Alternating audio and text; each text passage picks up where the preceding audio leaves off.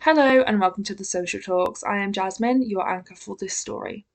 Liz Truss, ex-UK Prime Minister, has proposed a ban on transgender women from using single-sex spaces and a second ban on children from being able to change their gender.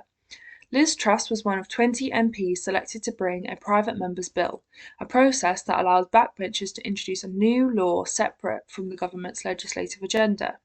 Draft legislation also aims to prevent under 18s from accessing hormone therapy and block the state from recognising social transitioning. In order for trans women to be legally excluded from having access to single sex spaces for women, the law will need to be amended. Liz Truss has already blocked plans to allow gender self-identification during her time as Minister for Women and Equalities. She feels a need for stronger protective measures to be put in place in the law to prevent under 18s from making irreversible decisions about their bodies which they might come to regret, a source close to Liz Truss reports. She expresses opinions that there is an increasing need to protect children and teenagers from making irreversible decisions surrounding their bodies and gender. This source furthers this by stating the law also needs to be amended in order to make single-sex spaces designated for women, including toilets, changing rooms, refuges, and prisons.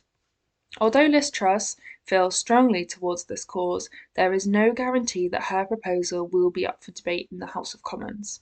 These proposals were put forward following correspondence on the issues from her South West Norfolk constituents and have been said not to be party political issues, but issues that she hopes will bring cross-party alliances in support of her bill. A UK government spokeswoman said this government is clear of the fundamental importance of biological sex. The Equality Act already allows single-sex spaces to be restricted on the basis of sex where that is justified, and the EHRC, Equality and Human Rights Commission, has published extensive guidance to support providers. NHS England is also making significant improvements to children's gender identity services to protect children, including consulting on measures to severely restrict the prescribing of puberty blockers to children aged 16 and under.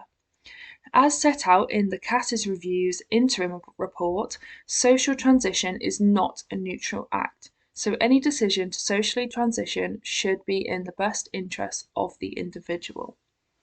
That is all for this story. Thank you and goodbye.